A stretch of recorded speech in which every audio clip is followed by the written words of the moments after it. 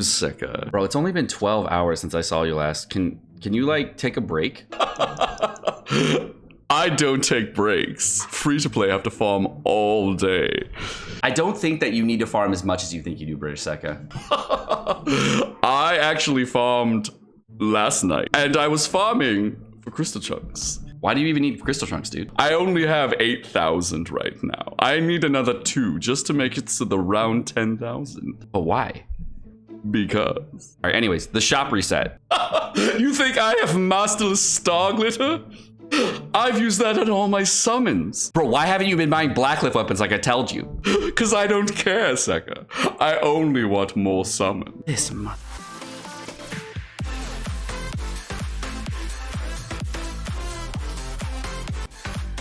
And the shop is going to reset in 5, 4, 3, 2, 1. All right, shop reset time. I'm excited. Cool. Here we go.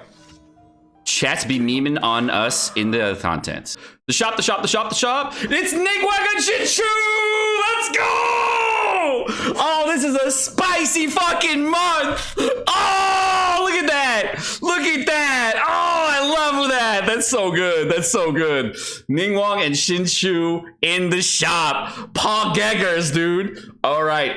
So let's go ahead and talk about these two characters for picking them up. So if you are a free to play or battle pass welcome or very, very low spender player, do not pick up either of these characters for constellations. It is 1000% not worth. Please, if you're free to play, do not pick up these characters for constellations. I don't care what constellation you're getting out of it, especially if it's C6.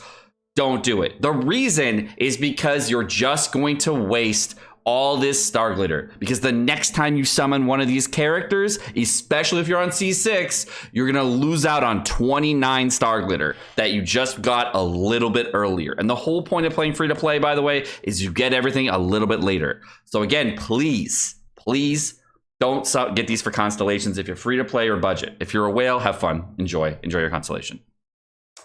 Okay, that's my opinion. I think you're gonna feel instant regret within the next 2 to 3 months if you pick this up for a constellation. My opinion, picking up constellations, you will feel regret at some point, and it will hurt. Okay, if you don't have them, Shinshu, 100%. Okay, but you most likely have picked up either Shinshu or Ningguang in the most recent event, so good to go there. Now, the thing I want to mention the most is Blackcliff weapons. I want to go over these in a very big detail this time around.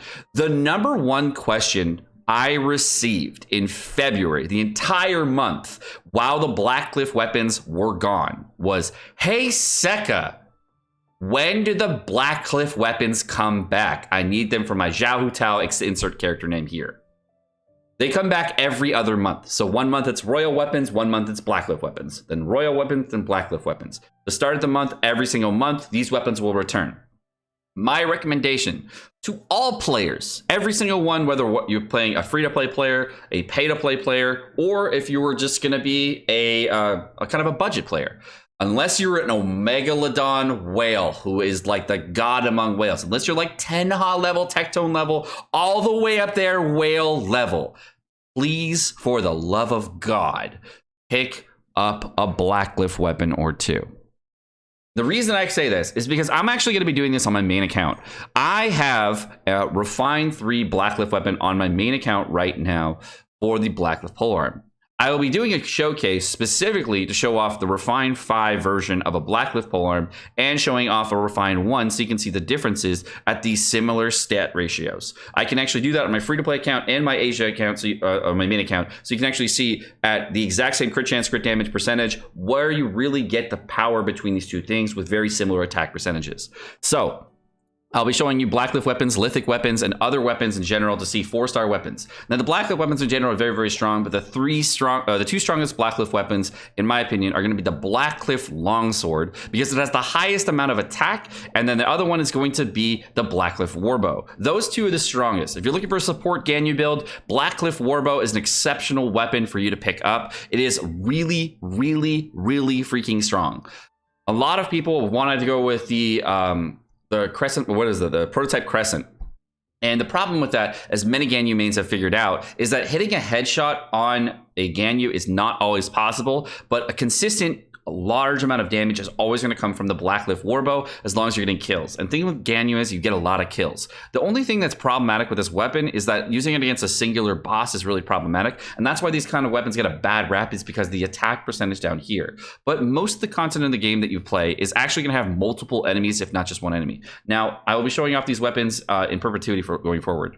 For the Blackcliff Longsword, this weapon is exceptional on Kaching, really good on Kaya, and a lot of people have tried out many different builds. If you're going for a full cryo build on Kaya, this is the best weapon that you can use for him. I would definitely recommend a Blackcliff Longsword for him specifically if you're using a full cryo build Kaya. For Kaching, this is one of her better weapons to use if you're going to be using for an electro-based build, and it's definitely better than the Black Sword in general if you're going to be doing an electro build for a sub-DPS style Kaching where you just use your E and your Q and dip off the field. You get much better results on the Blackcliff Longsword than you are on the Black Sword in general.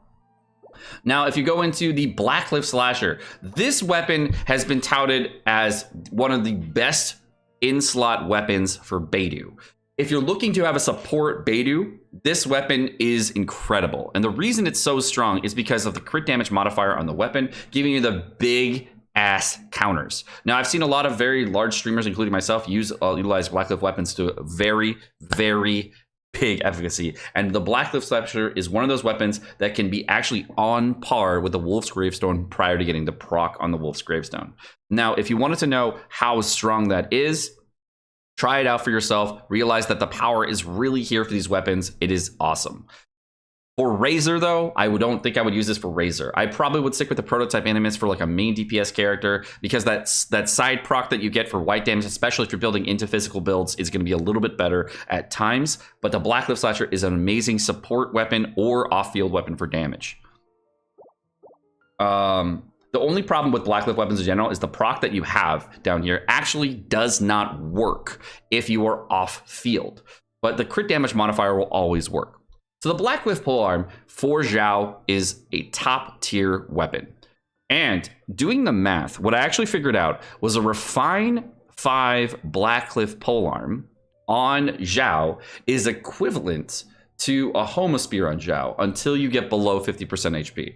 But most of the time on Zhao, you're not going to be below 50% HP, even though you have an HP reducing mechanic. And the reason you're not going to be below 50% HP is because you get that low, you're probably going to die if you take one more hit, because Zhao is not an HP based character. And when I was doing testing between the Blackcliff Polearm as well as the Staff of Homa, I did realize that the Blackcliff Polearm at Refine 5 is really strong and almost comparable to a 5-star weapon. It's not better than some Refine 1s. And I do believe the Refine 5 Blackcliff Polearm with the procs is actually better than the Jade Spear. We were comparing the damage, and you actually get more damage on a Blackcliff Polearm than you do on a Refine 1 Jade Spear. So I'm actually curious to see how much more damage and if it's worth going all the way in on for free-to-play players for these types of weapons. For Hu Tao, the Blackcliff Polearm is going to be a good option.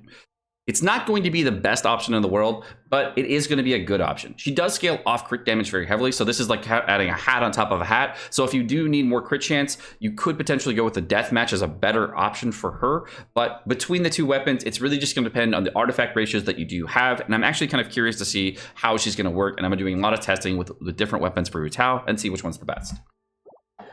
Finally, the Blackcliff Agate. This weapon is so underutilized. I rarely see anybody use this. But the only two characters I would really consider using this on are Ningguang for one, and the other character I would consider it on is Klee. I don't think I would try it on anybody else. You could try it on Elisa, but those are the only two characters I would really try it on. But those are some of the most underused characters in the entire game, and I very rarely see anyone use those characters. Ningguang has driven up in popularity over time, but most people have figured out that she's really hard to use at lower constellations. She is okay, but they have other characters that have already built out and they want to try her out, but she's very underused as far as a main DPS goes because of how hard she hits. The other problem with the Blacklift weapons is when using a Blacklift weapon, there is a better weapon for a lot of characters for like both Klee, Mona, etc. And the weapon that in choice is the Widzith. And the reason the Widzith is so good is because the proc on the Widzith is actually much better than the Blacklift proc, because you get a huge surge in damage, and that surge in damage will last for, I think it was like 10 seconds or 12 seconds. And that surge in damage is really all you need before you switch off the character with the Catalyst. Very few Catalyst characters stay out as main DPS besides Klee and potentially Mona. I do that sometimes. But even with as main DPS, you still get a little bit more damage by using the Widzith than you would the Blacklift Gate. So this weapon would probably be the lowest priority weapon in general to pick up. The other weapons are definitely going to be a little bit better. I would say the number one weapon to pick up this month, probably the Blacklift Polearm.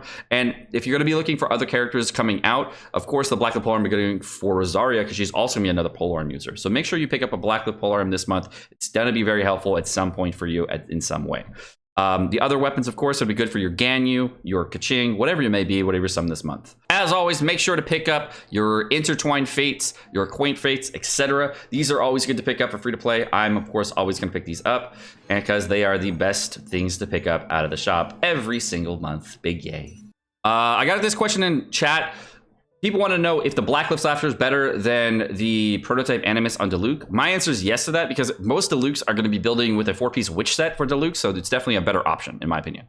All right, guys, well, that's going to do it for this video. My name's Sekapoko. Thank you so much for watching. I hope you guys enjoyed this video. I hope it was helpful for you. Hope you got some information out of it that you really wanted to see, and I hope that you got some things that really helped you in general. You guys want to see us? We're going to be live on Twitch every single day. If you want to check us out and ask any questions about the shop, please feel free to drop by. Twitch.tv/Sekapoko. We'll be here all day and helping you guys out with whatever you want to see and doing some fun things. Have a great rest of your day, guys.